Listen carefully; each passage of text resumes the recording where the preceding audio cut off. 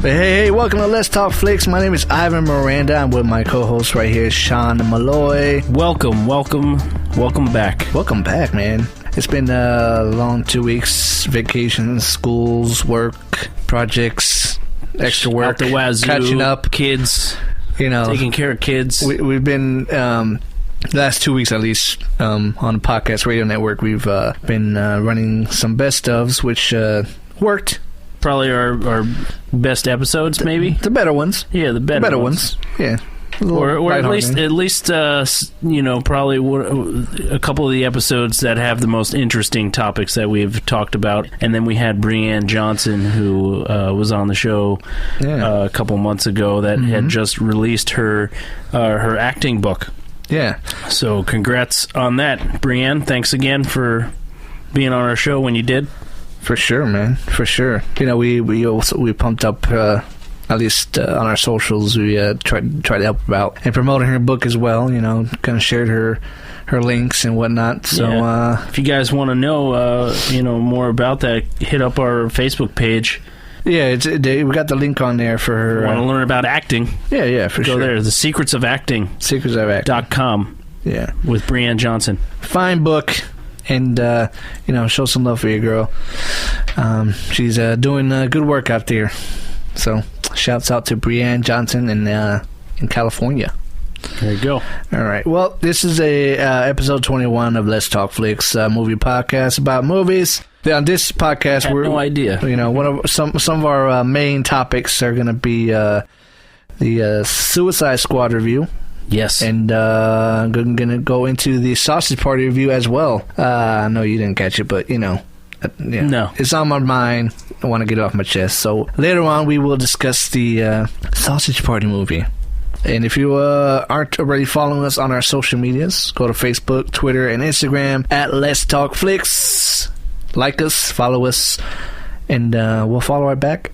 And we appreciate all the love. So on that note, we'll just go ahead and start with first review, Suicide Squad, man. Came out 2 weeks ago, and like I said, we were a little off and busy, so we didn't have time to jump on to do a review after the movie was released on the opening weekend. But we're here now. Fuck it, let's tackle it, man. So Suicide Squad, one of the since last year.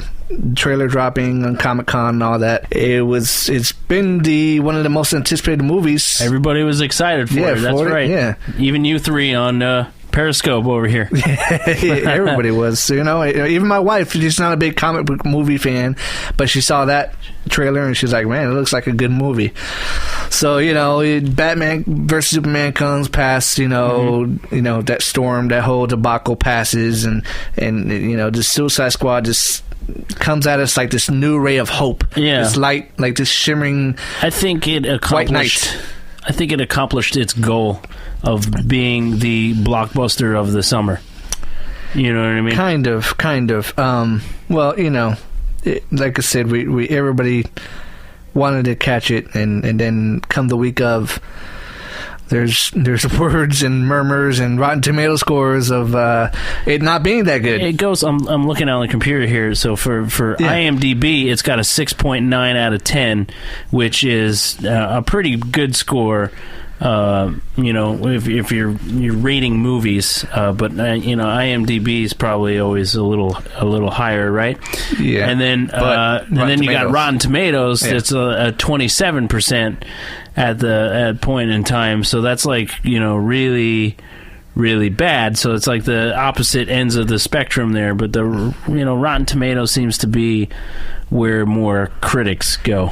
Yeah, correct. And that's Rotten Tomatoes. At least nowadays, a lot of the movies tend to use their scores for marketing purposes. At least I think it started last year with Mission Impossible. Like a 95% on Rotten Tomatoes, you're definitely going to do good in the box office, which may not always be true. Yeah, I know that last year with Mission Impossible Rogue Nation, they used it in their marketing, the trailers and all that, commercials at least, their Rotten Tomato score 80, 90% or something like that, and now all the movies getting the fresh scores. Yeah, even recently the Ghostbusters, they even even throw out some commercials with saying that they have a fresh score on Rotten Tomatoes, which that's not saying much if you watch the movie. Right. It wasn't that good, but it's not quite making sense for me, the whole Rotten Tomatoes thing. I'm not really relying on that anymore, at least for me.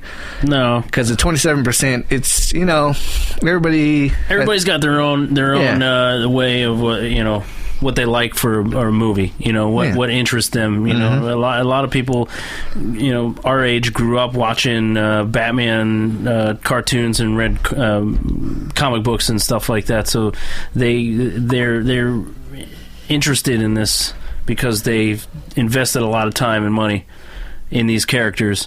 So that's one reason to make a movie like this, right? I don't think I've ever really listened to critics the way, because every time I listen to a critic, I don't like the movie that they like. You know what I mean? It depends on if they don't like it, I tend to like it. It depends on the person, though. For me, at least, I tend to. I have my handful of movie reviewers who generally agree with the movies that they like and dislike, so I kind of tend to go with those reviewers more than over the mass general, like the Rotten Tomatoes scores and all that. Yeah. I even went to Instagram the week of before watching the movie, saying put it out there saying that it's not as bad as the movie. Thought. No, this is before watching the movie. Oh, this is before. Okay. Just saying, the high anticipation of the movie that I had, and then after seeing the low score and all the reviews, it kind of dropped my excitement for it. A little bit more, lower.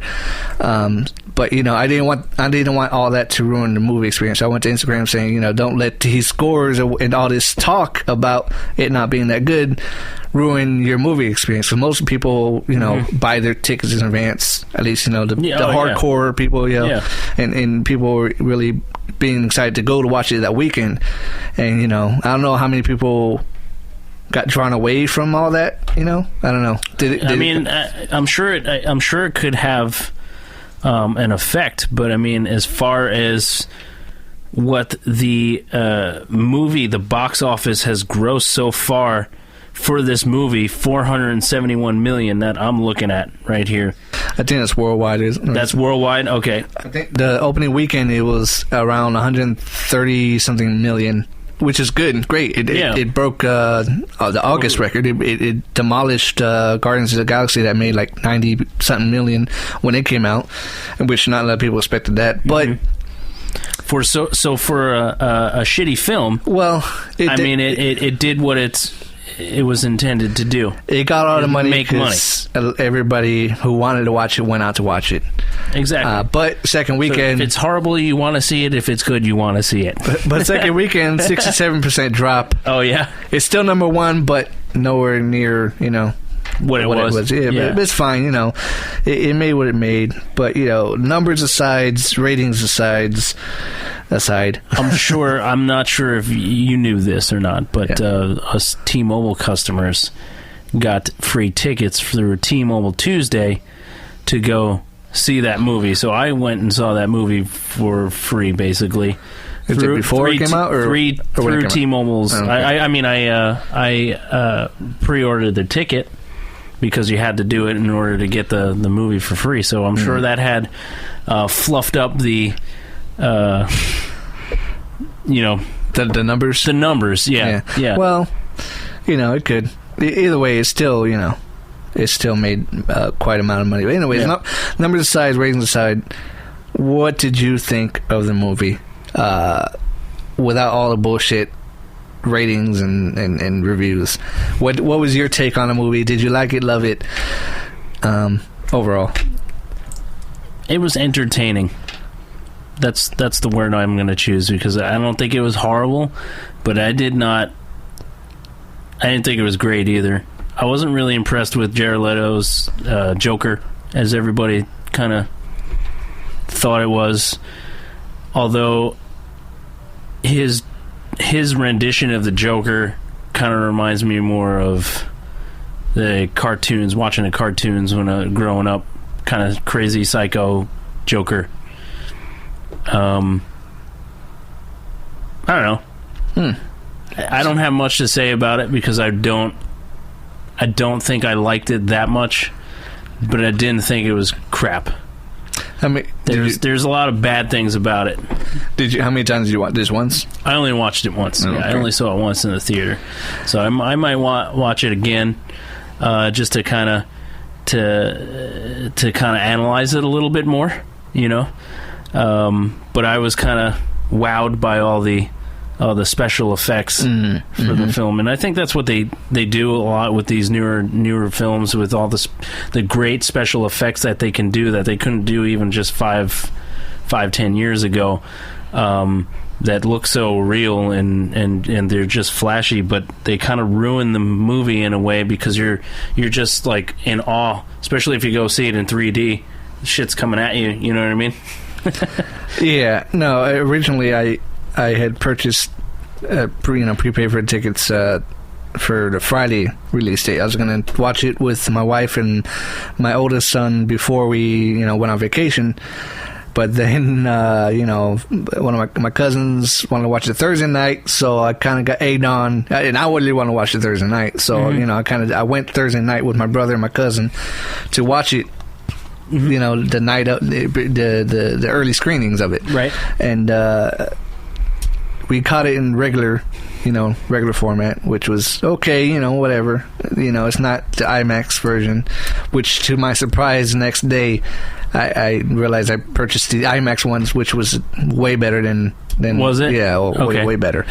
But watching it the first night, crowds there's people dressed up like Harley Quinn and whatnot, so everybody's hype. You get that good crowd reaction and whatnot, and that's cool. It's great to that's why you tend to go to these type of movies opening night to get that experience. Yeah, I usually wait. It's fun. And most of those people I usually wait because I don't like the crazies. Oh, it's fine. I go. They ruin the movie for me sometimes. No, I like to go because it's experience, because everybody generally knows about the movie, the characters, whatnot, and they're excited, and you get that reactions from it. People say "woo," they're making their sounds. Yeah, so whatnot. you're excited. It pumps it up for you. So you really want to see clapping, the movie. and excited, and that's why I like to go on those Thursday nights for these type of movies. Yeah, every other ones, you can wait a little longer, but Thursday night watching it, my expectations were already lowered from all the scores and reviews, and I left Thursday night thinking like, okay, it wasn't that bad. Okay, yeah, it wasn't good. It wasn't bad. How would you rate it compared to Batman vs Superman? Not the theatrical version, but the one that the Ultimate Edition. It was. I would say the first time around, it was. I would have had to put it maybe at a 5 out of 10. Yeah. First time watching it, just because, like I said, I let the damn ratings and reviews and with the scores and reviews, I let that affect my judgment of the movie. And all that, and it was kind of like how everything bobbled up and whatever. But interesting enough, the next day when I watched it again, literally probably less than 12 hours later, and IMAX, I actually enjoyed it more. You did? Because, was it a bigger screen, or was it just not really that you're what was going on, and you can kind of follow it a little bit I took further. all the bullshit aside and actually watched it without, the extra, reviews and shit in the back of my head, wondering why people didn't like it. I just went with a blank slate, already seen it and already have experienced it. I actually enjoyed it better the second time. So for me, I mean, watching the second time, I would probably put it 6.5, maybe 7 out of 10. Okay. I mean, of course, the movie, for me, I enjoyed the characters, man. That's what I enjoyed out of it. Like, see, I think that was the best part of the movie, because everybody that was in that movie played their role very well. Yeah. I do on the one hand, feel like it's very typical of Hollywood. Why? Because of the way they casted some of the roles. You know? For me, I never had a problem. It was a very typecast kind of characters. I didn't really see it that way. I didn't really... No? The problem with the casting, to me, wasn't a problem. The characters in the movie did their jobs. They did their jobs. They played them very well, but they were very, like, stereotypical characters. Will Smith being a black guy. He's being Will Smith. Mm-hmm. I can't remember what's his name, but playing the Mexican guy being Diablo. Yeah. Where's his character? Oh, here he is, Jay Hernandez. You know what I mean? Mm-hmm. They just made him. I don't know. I felt like they played him too racially. You know what I mean? Okay. I never thought of that at all. That wasn't. I mean, to me, the problem was the story and the crappy villain. Well, there was a lot to do with that. I feel like there's a lot of plot holes. Number one. Number two, I'll just go off of that. But, Margot Robbie, I think, did a great Harley Quinn. From what I could remember, at least from what I read and what I've watched, and everybody else did a great job. The Witcheress, Enchantress, the Witch. I did not like that particular villain. I didn't mind her at first. She was, the whole lore of her. Yeah. The Enchantress being on Earth for hundreds and hundreds and thousands of years or whatever. Mm-hmm. I didn't mind that at first, but then when it turned to where she turned on... Oh, sorry. Spoiler alert if you haven't watched it. Mm-hmm. We're going to spoil some shit in here, so if you didn't watch it. When she actually turns on her boyfriend, whatever... Well... Her Joel Kinnaman, yeah, whatever. Yeah, when she turns and ends up being the villain, the main villain of the movie, that's when it kind of lost me. Yeah, I thought she was going to be a part of the squad, helping them and defeating whatever villain it was going to be. But so when she did turn and her brother or whatever, which was even a weaker of a character, it was kind of just like a. I don't even understand that because he was like this like big powerful dude, and then all of a sudden like he was just so easily. It just happens. It happened so quickly. Yeah. The movie was. I feel like it wasn't paced correctly. Somehow the beginning of it started so fast. Yeah. They threw all these characters at you, and then before you know it, the Enchantress has taken over now. Yep. It felt like that was within the first half hour of the film, and then and then there was like this slow, almost like I felt like I was sitting there in the movie theater, and I was like, I'm bored right now. Yeah. No, I'm not gonna lie. There was, first and second time watching it, there was maybe one or two parts where I literally almost fell asleep. Yeah. I'm not gonna lie. No, I bobble-headed a bit. I've fallen asleep in a lot of movies just because I'm fucking tired. Yeah, well, that... But yes, that almost put me to sleep because I was like, what the fuck are they doing right now? Yeah, my wife nudged me the second time watching it because it was more towards the end before the final where towards the final where I kind of nodded off because it's kind of boring. But, that whole villain part was it's just crappy, man. They rushed it. She found some dude. She put her brother's soul in a dude, and he grappled up some people and made those witch in the train area and made himself some big creature, which was pointless. He didn't say anything. He didn't do anything. He just crashed things. It was just pointless. It was a pointless character. Yeah, and where was Batman and all these characters during this thing? You know what I mean? He's Was he taking a nap and you know what I mean? Well, he can't be there all the time. You know. I mean, I know Superman's dead right during this time. He was supposed to be, yes, because in the beginning and Batman's probably like, oh, this is too heavy for me. Yeah. So I'm off gathering the Flash and Aquaman and everybody else. That's towards the end talking there. To fish and shit. Yeah, we'll get to that, but it was just a shitty. And then they get together, and then they say that these humans, they have machines, and we got to build something to take the machines down. So she just gets in this and creates this big old portal of trash. And it never really explained what the fuck that thing does or what it's going to do. She literally spent the rest of the movie doing that fucking world holy thing, trash shit. I mean, I understand what she was doing. She's trying to destroy. No, but she's trying to build something, a weapon, right? But they never explained what the weapon was and what it was going to do. She just spent the whole time fucking twirling a circle of shit. That's it. Yeah. Never explained what the fuck. They never even showed its power of what I mean. It just destroyed like all of U.S.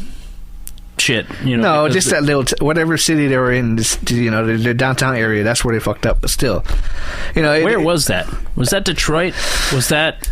That wasn't Gotham, right? No, it was somewhere near Gotham. But like I said, so that's another thing. I think I got confused there. What happened with all this stuff? Yeah, and then the another thing that completely took it out of the movie is those fucking, like I explained to you earlier, the oogly boogly eyed fucking minions of Enchantress. Yeah, they're the kind of boogly eyed that didn't really do shit goons. but run after you. Yeah, she just turned all of the U.S. soldiers into goons. And they never even at that they never went to the fact that those creatures that they killed were actually real people. Yeah, I know. There's no after effect. Who cares? It just chopped what it felt like. Things in half and like, wait, those are real people? And nobody gave a shit about it. And Will Smith, Deadshot, he's like, just taking, just killing them all, and you're like, whoa, he's a really good shot. But and you're like, well, these were people once. That was somebody's grandmother. That who knows if you would have actually got the real person, maybe they could have turned back to normal like all the other movies. They didn't care at that point, I think. No, they're just chopping heads off. They were the only ones to do that too. Batman wouldn't have killed those people. He would have beat the shit out of him. This Batman, he would have. Yeah. But, that's what took out of the movie was I think they spent more time marketing this fucking movie than putting thought into the script and what they were going to do with the actual film. And you see, in the marketing, in the marketing too, what got everybody, they marketed the squad, everybody, the characters, whatever. They never marketed what the threat was and what they're going against. And they never really covered that in the trailer, so that's why people didn't care. It wasn't because if they did that, it would have spoiled the whole entire movie, because it within the squad is where shit went wrong. If she never got that squad together, that shit wouldn't fucking happen. Yeah. That's what I didn't get about this fucking movie. Yeah, it was really she really fucking threw a wrench in the gears in her own plan. It really Amanda Waller's plan. Viola Davis, yeah, Amanda right? Waller, yes. And what she was a fucking bitch. She was really my god. She did not give a damn about nobody, but she's talk about somebody who really has to get something done to get something done at any cost, at any means necessary. And she was almost like the fucking villain of the movie herself. Yeah. It's her fault that this shit went haywire. And even with that scene in the in the room where they tell the workers to clean up, and she ends up killing him, because they knew too much, they were compromised. Right. This guy, Slipknot, Adam Beach. Yeah, that was in Waste. Just a waste. Like he was like in there for 5 minutes. Yeah. And they used him as hey, we're just gonna an example. I'm gonna get out of here. Boom, kill him. Head explodes. I mean, I felt like obviously they had to use somebody to show that they were serious about killing people, but man, this is where I'm talking about the whole racial thing. No, well, like I said, when I watched it, I didn't think about that shit. I didn't think about, I was talking with a bunch of guys, and we had that conversation where it felt like very stereotypical of the characters and who they wasted. First. Not to me, really. I mean, when we talk about the Sausage Party review, now that fucking movie is stereotypical like a motherfucker. Yeah. Okay. You definitely, when you're watching that, you're just like, whoa, really? Well, I think they do that on purpose. But with this one, though, I looked at the characters as the characters. I didn't see Will Smith as black dude, that Slipknot as whatever. I just watched it as is. That wasn't a factor for me. Okay. Like I said, just the shitty ass villain and the story was his shit. But the characters itself, maybe I'm just trying to find racism and everything. That is your job. That's your part-time job. That's all I hear. My part-time job is your passion project is to find all the racist assholes out there. Oh. Listen, you're being racist. Yeah, I know it. What do you think about this movie? I don't know. It's a bit racist for me. What are you talking about? Joe Dirt, that was racist. No, that was a little bit racist. A little bit overboardly racist for me. What? Killer Croc, he was a little too racist for me. I don't know. He said, he wanted to watch BET. That was a little bit too racist for me. Yeah, man, that was. Well, that didn't bother me. That was his character, bro. That was his character. I didn't think about that. I didn't think, whatever. Deadshot was fine for me. Boomerang was fine for me. I actually enjoyed not really Joker or Harley Quinn separately. I enjoyed them together. You did? Yes, when they're together, I actually enjoyed those scenes. And I got, for him in the whole movie, he was trying to get her back because, he's. I felt like they tried to push that in the movie to kind of throw the Joker in there to get people interested in the Suicide Squad a little bit more. Obviously, they intertwined him in there, saving Harley Quinn. Spoiler alert. But you know what I mean. The whole love scene between them. What her backstory. Obviously, she's a bigger character in this film, so they kind of gave her a little more backstory than some of the other people. So, but. I don't know. No, man. Those were the best scenes for me. I enjoyed the scenes when they were together. I felt like that's what carried the movie, even though I don't think it was really designed that way. No, it was more of the Joker in the movie. He was more of a nice little side dish, Yeah, it was a good nice side dish. You're like, oh man, this is nice. This is nice with a little entree guy here. Mm-hmm. We got a kind of an Outback steak, Outback steakhouse entree, but you got a nice little mashed steak, potatoes and your steak right there. Yeah, they give you a shitty piece of bread, as in the villain, but you got some bloomin' onion. The Joker is a fucking bloomin' onion of the movie. Okay, you enjoy the bloomin' onion. Oh, fucking nice! I get a bloomin' onion. Good. Yes, it's good. It looks good. Who doesn't like a bloomin' onion? Someone that doesn't like onions. Nah, the bloomin' onions are the shit. Yeah, the Joker is a bloomin' onion to this movie. It's nice. You see it on the table. You grab a couple of things. Like, oh man, this is good. This is nice. This is nice. You sing bloomin' onions. Yeah, he's a bloomin' onion. As metaphors. And the characters are the Outback steakhouse steak, and then the fucking the villain's a fucking a diet side dish or something like that. Something I don't know what, carrots or some shit. I kind of like how he brainwashes her in a sense, but she wanted it. She wanted it. She wanted it. She did, and just as he's about to kind of walk away and say, this was just something that I was doing, he actually falls in love with her. So it almost ties in the story as, hey, this is a little bit of a love story between the Joker and Harley Quinn. Yeah, because the whole movie, he's just trying to get her back. He wants her back. He needs her back. Mm-hmm. She's become his yin to his yang. Yeah, almost. They're both fucking nuts. Crazy now. They're both fucking nuts. And she's even probably more. I don't know. She's more nuts, but she's fucking almost out there. But she'll do anything that he says. Yeah, I love that scene where he's talking with her on top and before she jumps in the acid. I love that scene right there. Yeah, that's what I was talking about earlier. Yeah. It shows their little interaction, and then he jumps in with her, and they just fucking he's about to walk away, and then he's like, okay, fine. Yeah. I gotta go in there with her. But and then the scene where he actually gets her back in the plane, and he's like, he fucking telling her, I got some grape soda on the ice waiting for us at home. Like, that's fucking I chuckled a little bit. That's pretty funny. Yeah. It shows a little weird dynamic between them. They got their own thing, of course. Oh, but, I enjoyed that part, and as well, the Batman scenes. It was well. It was placed pretty. They didn't really throw Batman in there heavily to save the movie. It was. Okay, I hate to do the Outback Steakhouse analogy again, but Batman was like the brownie a la mode. That after he didn't come at the end of the movie. He came towards the beginning, but the scene with Deadshot in Batman, I like that scene too. No, yeah, definitely, yeah, because he has respect for the kid, for his daughter, saying, "Hey, you can come with me the right way, or you can come with me the wrong way." Yeah, he's like, I don't want to do this in front of your daughter, Yeah.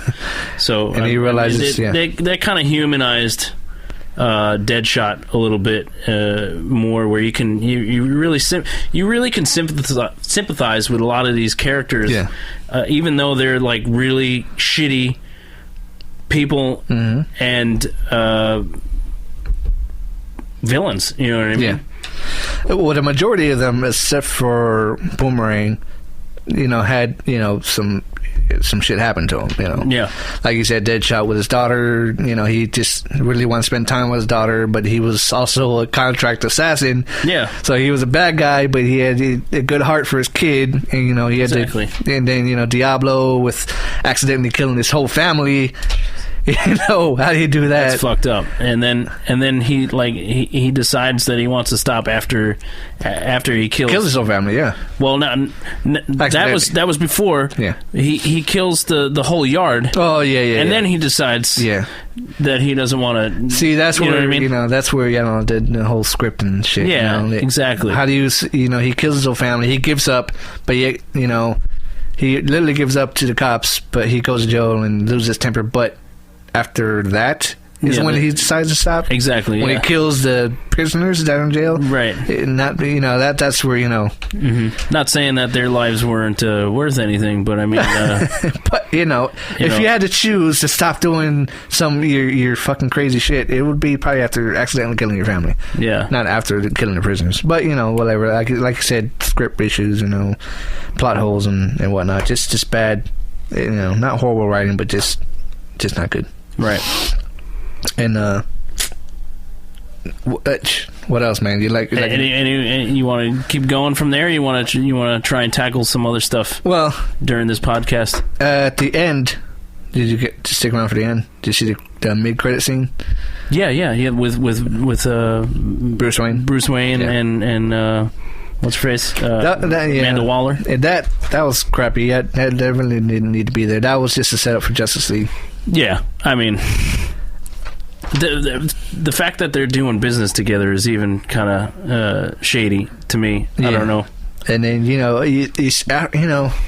just the movie came out after Comic-Con. Everybody already seen the Justice League footage from Comic-Con, so I already know Bruce Wayne's the one getting the Justice League together. So this scene was more of a throwaway. It was a throwaway, but I feel like they tried to do what Marvel's been doing and add a little something to kind of be like, oh, look what it did add to be like, oh, so she's the one that's giving him this information on somebody. You know what I mean? She's probably like steal it all from fucking what's his face, Lex Luthor. If you had to compare it to Marvel, she was probably more like the Nick Fury, but like on acid. The Nick Fury that accidentally fucked things up, not purposely did it. No, and she will actually kill people, and she doesn't give a fuck about anybody's feelings. Right. So she's like a Nick Fury. Maybe that's what they said. Like when they were casting it, you're going to be like Nick Fury, but you're going to be constantly on your period. Yeah. You're like Nick Fury, but constantly on the rag. But you have 2 eyes. Yeah. You can see with both eyes, and you're constantly on the rag. Meaning you're constantly a bitch. Well, you are a woman. No, I'm just kidding. That was a joke. Hey, you're don't take that the wrong way. Calling out the races here, so whatever. No. All right, well, I wish Jacoby was here so I could make those jokes and he would be okay with them. Just look over and be like, because he's the comedian. Yeah, exactly. Well, we'll wrap up the Suicide Squad review with what's your overall rating of it out of 10? Out of 10, like on IMDb. I guess we're not gonna Rotten Tomato shit. I've rated a lot of things that I kind of didn't like around like a 5 or a 6, so I'd probably stick around that area. Right now, it's got a 6.9 in there, so I mean that's to me like a 6.9 and a 7 is a movie I liked a lot more than I did not like. Yeah.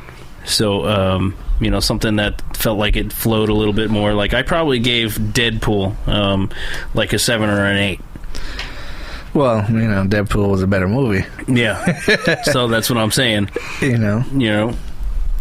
But I'd put it around the same. IMDb, I don't really go to that for ratings and reviews, but because anybody can rate it, I guess. Yeah. But that's about right. 6.9. I would put it around there. It's not great. It's not horrible. There's only been a handful of films that I've actually rated 10. Really? Yeah. What's just off the top of your head? What's one? One Shawshank Redemption. Really? It's got to be a 10. A 10. Okay. I like that movie a lot. Okay. I think that's one of the top movies of all time. Right? I don't think I've ever put a 10. There's not really a perfect movie out there. 9 or a 10. There's some up there, 8, 9, but there's not a perfect movie. I would tell you what some of mine were, but I'm not logged in on here, so I would let you know. But maybe I didn't put it as a 10. Oh, well, we just got done talking with doing the Suicide Squad review. This little story that came out here about Jared Leto saying that he's actually unhappy with Suicide Squad, and they're kind of questioning if he'll even return as a Joker. So dude, sometimes I think you need to just when you're in a role like that, you just need to shut up. Well, all right, he got his money already.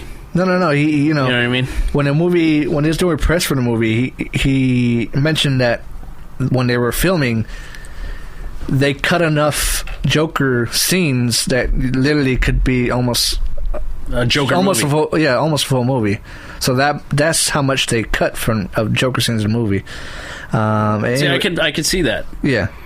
Well, I almost would have rather have saw a movie about Joker and Harley Quinn. Joker and Harley Quinn. If he had a dynamic... That would have told that story a lot better than just the Suicide Squad. Yeah. Having the Suicide Squad in it would have made more sense to me. Yeah. But I think for marketing purposes, the Suicide Squad made it sell. And it's the same thing like Batman vs. Superman. They had, they wrapped the movie a year ago. Mm-hmm. I mean, they did some reshoots this summer and whatnot. But, they had all that time to work on it or make it better, and, it still didn't... The end product wasn't great. Don't they show these movies, to people in, little studies and stuff like that and get their opinions? And I mean... do they, say, oh, you thought this movie was shit? Well, fuck you. I'm going to put it out there like this anyway. We don't agree with that. And we put too much money in it. Apparently, the studios had a big hand... WB had a big hand in what actually came out, and David Ayer. Yeah. Well, apparently this is his original director's cut.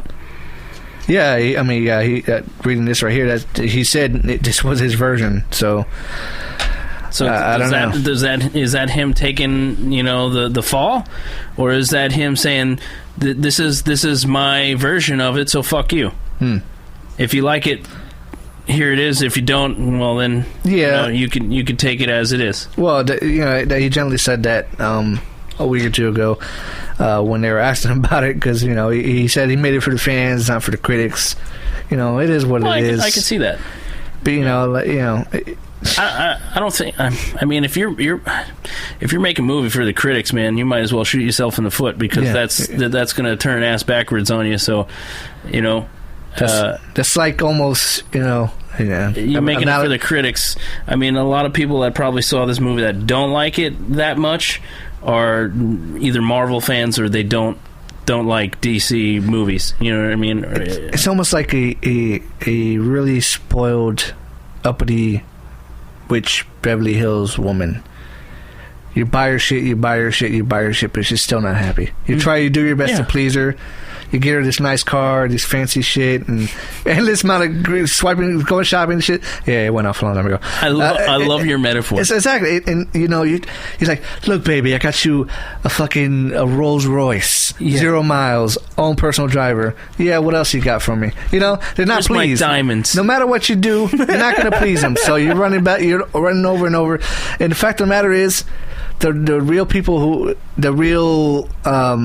make this movie happen and spend money on it are the fans. Yeah, of course. And the general movie going audience. And it went nuts during Comic-Con, didn't it? I mean, it was probably one of the more popular events during that time. Mm-hmm. Exactly. So, and all year people were excited about the movie. I mean, between this movie and Deadpool, those are the only two movies that are really like this, where they're anti-hero kind of films in this Marvel and DC universe. Well, Guardians of the Galaxy was almost like a Suicide Squad, bad guys getting together. Yeah, I mean, you can say they did it first.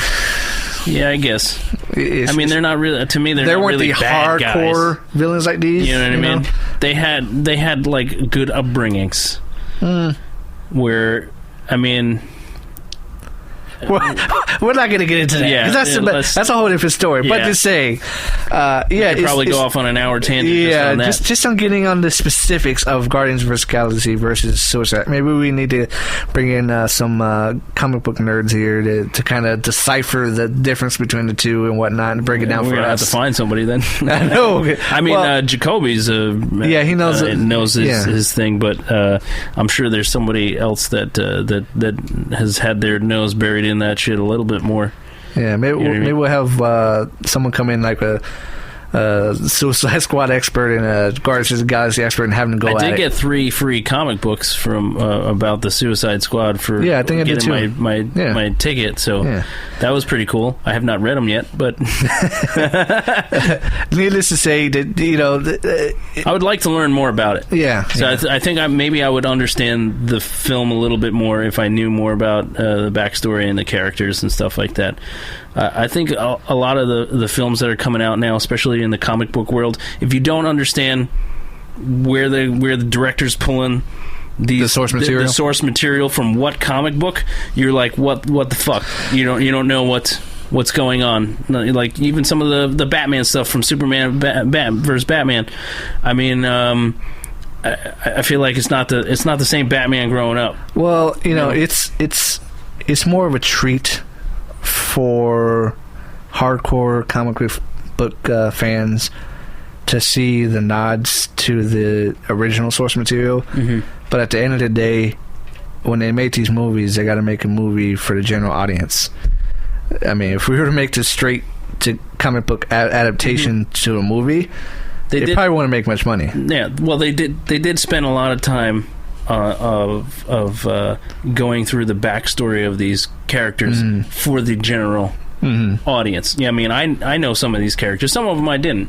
Yeah, because I'm not that versed in it. But I like Diablo. I didn't know very much about Diablo at all. Or Enchantress as well. Same there. But they gave very very minute information on those characters, but they went in depth on Harley Quinn and Will, Deadshot and the Joker and stuff like that, because they're more prominent characters built within the comic books and in TV shows and movies prior. Yeah. So I mean, I felt like they didn't need to do that much backstory, but for somebody that might not, that have walked into the theater for the first time, never seen a DC or read a comic book or seen a Batman television show ever before, would not know who these characters are unless they did that. Yeah, I mean, didn't mean to really go back to it, but that was actually when I don't know how I forgot to mention it earlier, but that was one of my favorite parts of the movie as well, was the introduction of them. Yeah. It was almost like a video game, music video type thing where they introduced Deadshot and they like got the what he's known for and whatnot. Right. And each character, that's pretty cool. I thought that was, for me, I thought it was pretty cool when they did that. It kind of felt like almost like a Quentin Tarantino kind of like the beginning of it. Tarantino's, right. It would, like the Deadshot and with Boomerang as well. With that little scene with the Flash, that was pretty cool as well. I forgot to add that earlier, but that was all good, man. But it's for the fans. Unfortunately, the critics do have to watch it and do have to put their input and say so, and they hype it up in the right places, you know what I mean? Because you sit there in your seat and you're like, oh man, yeah, this guy's in it, and this guy, they do this, and they introduce them this way and that way. So, but I mean, with a film, it's different, because I feel like you have to spend time introducing characters, especially if it's their first movie. Indeed, because Suicide Squad, these characters, aren't really well known except for Joker and Harley Quinn, to the general audience. So, right. Anyways, but just the whole Rotten Tomato thing, it's just really bothering me right now. I don't know why. It shouldn't have to, but it's funny because you mentioned that, because I was just looking at Star Trek Beyond, because it released around the same time, right? Yeah. Has an 83% on Rotten Tomatoes, which is a really good rating compared to the 27% from the Suicide Squad. But Suicide Squad has doubled the box office gross on that. Yeah, see, so it doesn't fucking matter.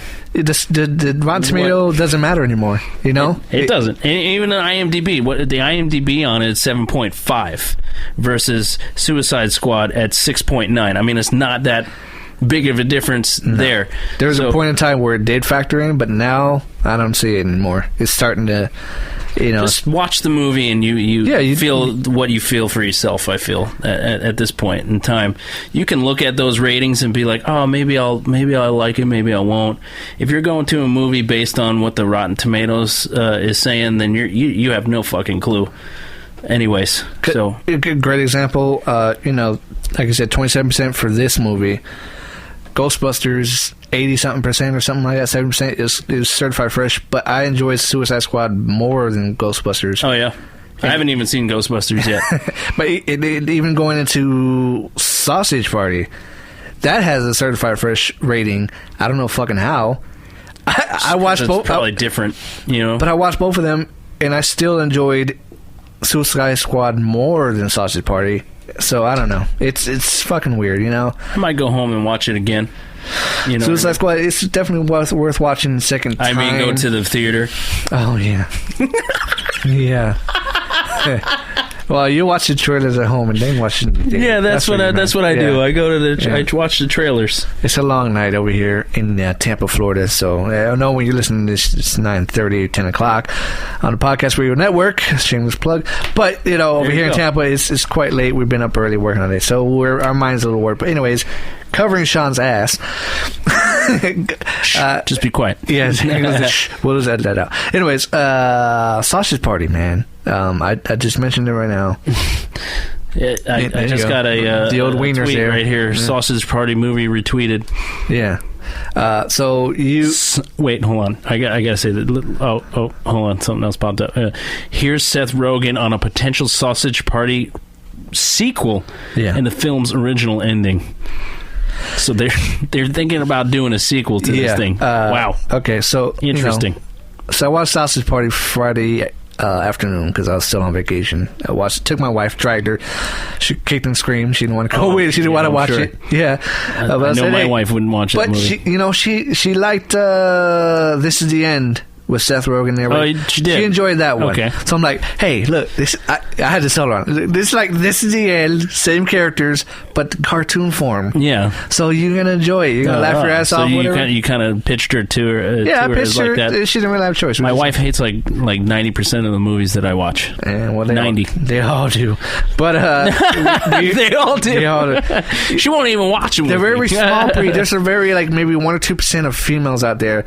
If you find them, fellas, that actually enjoy the movies you love, for God's sakes, put a ring on that shit, because your life will be a whole lot better, and you'd have if you got something in common, a movie buddy for life. It's not movies; it's something else. I mean, we got other things in common. So yeah, exactly. You find something else, but still, for me, that's I kind of force her to those movies. Anyways, we watched Sausage Party Friday.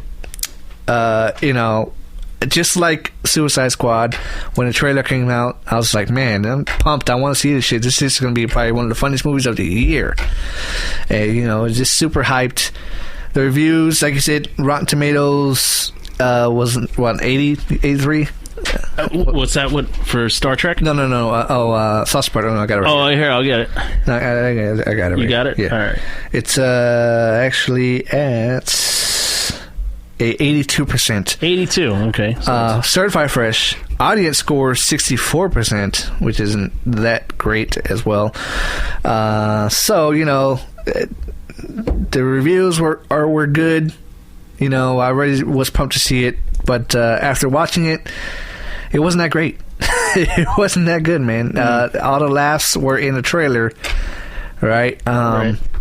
And I actually tweeted something. I tweeted something about Sausage Party, a little review on it. But yeah, most of the laughs you get from the trailers and clips. Right here, right. Yeah, I actually posted something on Twitter after watching it. I put hashtag Sausage Party movie was less of a party, more like a little get together of short-lived laughs. That's what I thought. That's what I thought. Yes. Okay. Because that was a good tweet. Yeah, that was a good tweet. It was at first going in. The introduction is funny. Less of a party, more like just sausages standing around. Yeah, just hanging around saying, "Hey, what's going on? Where the buns at? No, buns ain't here, man. Where's the old douchebag? Oh, there he is. Douchebag. Wish you talked to Jordan earlier. And you mentioned Nick Kroll. Nick Kroll is actually in this movie, and he plays a douche. Literally a douche. Literally. Showed up there, claimed the old vagina. Right. Douche. Thanks for explaining that for the people that don't know what it is. Well, I guess if you're 12. Exactly. Well, yeah. If you've never seen that old nozzle in the bathroom there, if you got a woman at home. Oh, God. All right. If you ever see what I work... I mean, like, literally. Have you seen... No, literally in action. Like, you ever seen a female use a douche? No? No, not in person. Unfortunately, I hate to say I have that experience. Oh my God! Yeah. This is. Yeah. Let's talk Flix. No, hey. This is let's get real. Let's talk vagina water time. Vagina water. There's definitely some vagina water coming out of there, but it ain't clean, buddy. It ain't clean vagina water. It's dirty vagina water. Oh God! It's just you got. Hey, I'm just saying. If I experienced some shit back in the day, and walking on your mother or something. No. I'm in scar for life for that shit. You kidding me? No. Oh, no. I can safely say that I've never. That would be horrible. Have watched. You go in the bathroom, your mom's got one leg on a toilet and shoving it out there. That would scar you. You're killing everybody over here. Whoa, what's going on here? Podcast Radio Network's going to kick us off for this. Nah, dude, we got to cut this. The ratings would just increase. What, are you sure? Just slightly. A little cleansing by is two needed. People. By two people. Oh, they're talking about douche cleansing. Nice. I like that. I just did it yesterday. I know. I did it yesterday. No, man. Yeah, ex-girl. I'm doing it right now. A girl I dated, she showed me once, and yeah, that was, yeah. Anyways, that was experience. Did you request? No. Oh, no. It was just you're there type deal. So yeah. Anyways, Nick Kroll plays a douche. Whoa. Yeah, Nick Kroll plays a douche. Which for the movie was the villain of the movie. Yeah. Mm-hmm. We'll get that. And anyways, movie Sausage Party kind of sucked. It kind of really sucked. I'm not gonna lie to you. That's just great. No one cares. Most of the movie, was kind of blah, boring, whatever.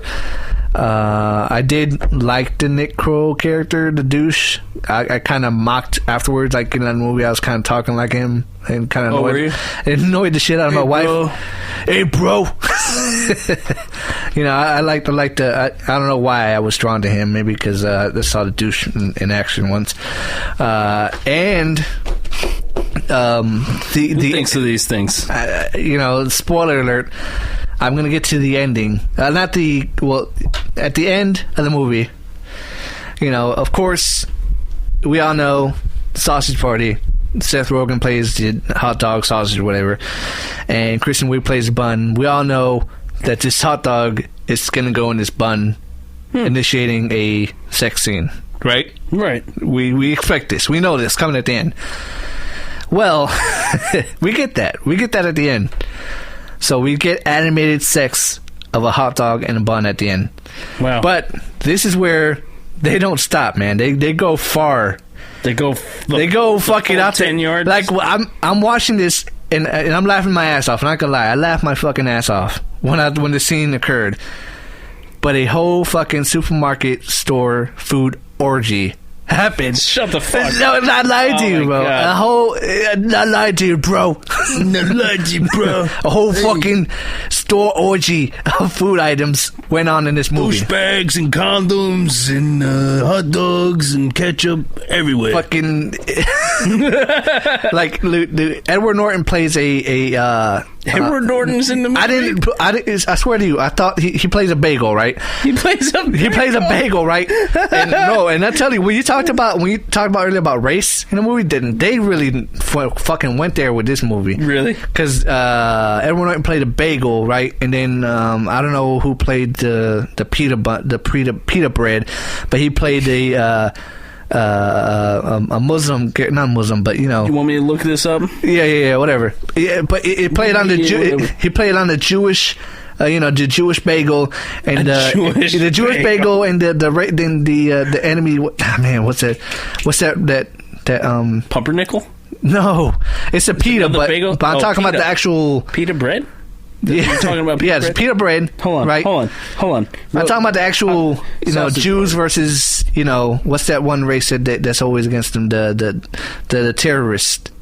Whatever. Oh, anyways, ISIS, whatever. Yeah. It play, I may be wrong. Anyways, but it played on that whole, different. I've got my Jewish people and got this and that, and at the end of the movie, they end up actually being gay and fucking each other. Right, the bagel fucks the pita, right? James Franco. Okay, he's a druggie. Yeah, that scene right there was Bill garbage. Hader's Firewater. Mm-hmm. Salma Hayek is Teresa. Yeah, a Mexican taco, which played on Mexicans. Okay, and they played on Mexicans hard, right? Popped cherry mixer. I can't even say her name. Here you go, Nick Kroll, the douche. Yeah. David Krumholtz, Lavish, Danny McBride, Honey Mustard. Oh, he was hilarious. Sammy. It was Edward Norton. He's a bagel. Sammy Bagel Jr. or thing like that, right? Sammy Bagel Jr.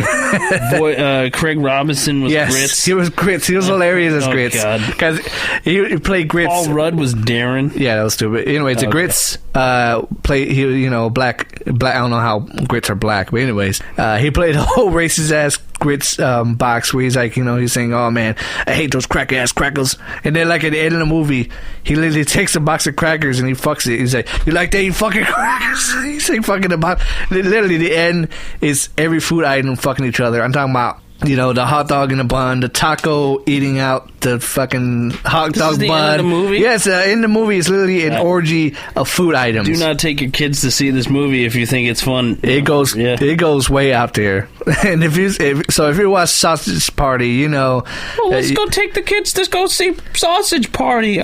You may agree with me in saying the movie sucks, but the end was definitely worth it.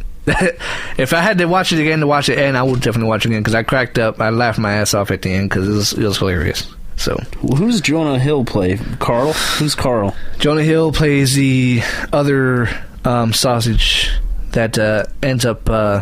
You remember the package where Seth Rogen and the small one played by Michael Cera, and then the third one is actually Jonah Hill. Oh, okay. So. Sausage Party review, I would give it a 4 out of a fucking 10. Maybe 10, even lower. That's funny because IMDb gives it a 7.2. I don't get it. I mean, maybe I need to watch it again. Maybe I got the Suicide Squad effect where I hated it but didn't like it the first time. Maybe I like it the second time. But hey, maybe we can catch it. I don't know. Again. We'll watch Sausage Party. Want to go see it right now? Let's go watch a food orgy. You'll be rolling on the floor laughing your ass off when you watch that food orgy. No, okay. But, well, we'll go ahead and wrap that up. Man, I had a shitload of stories here, but I never got to it because we spent all the time with the 2 reviews there, man. Yeah. Suicide Squad. We got some good stuff, so, fuck the other shit. Yeah, fuck it. Well, I'll cover it another time or something like that. We'll go ahead and plug our socials here. What's Sean? Where can everybody reach you? You can find me on Twitter like you have been, Sean E. Malloy. I have a blog on WordPress, Sean Malloy Writes, or Sean Malloy Photography. I do photography as well, so if you like looking at pretty cool pictures that I've taken, that'd be nice. And find me on YouTube. Just search Sean Malloy in there, and you should probably find me. I have a bunch of short films, some experimental films on there, and some other YouTube generic kind of stuff. So click it so maybe I can get some money. Oh, you whore! I don't want to work for the rest of my life. So yeah, click those links. Thanks. I don't think anybody wants to work for the rest of their life. But after a while, you get bored, so you kind of have to. Yeah. But as for myself, Let's Talk Flix on Facebook, Twitter, Instagram, Snapchat, if you want. So like us on Facebook, follow us on Twitter and Instagram. We'll follow you back. We appreciate all the love. Our past podcasts, iTunes, Google Play Music. Definitely. Stitcher Radio, Spreaker. Wednesday nights at 9:30 on the Podcast Radio Network. Want to show some love to some other podcasts on the Podcast Radio Network. Dave and John with Parley Pod. They have their show on Tuesday nights at 10 p.m. on the Podcast Radio Network. Splurch. They cover comic book news. They're big on the Swamp Thing. So awesome. There's not many of those out there, so it's kind of cool. They're cool people. And This Week in Film that comes on right after us on Wednesday nights, 10:30. Nick, Ray, and Charlie discuss movies that they watch every week. So look them up, Facebook, Twitter, show them some love, and check them out each week on Podcast Radio Network. I have a task. For our listeners. Yeah, go ahead. So going back to our past podcasts, I would ask you from the bottom of my heart to go back and find your favorite episode and rate it on iTunes or Google or whatever you listen to it on, and let us know what you think, or even just hit us up on our Facebook page and let us know how you like it or who you liked on our show. We have a couple people, so we're going to try and bring some more people on and have some more discussions. So let us know what you like and what you don't like, and maybe we can, sculpt the show a little bit more towards the listeners. Yes, sir. I know personally I've been reaching out to some of the local filmmakers, actors, and whatnot, trying to get something together, get them, everybody's schedule's crazy. So it's all a matter of working it out and whatnot. If we can call them and have them on the show that works fine. Yeah, that's great. Thanks again for listening. Yes, sir. And catch the next podcast coming up. Yes. So I'm Miranda Sean Malloy. Let's talk Flix. Thank you. Have a good night.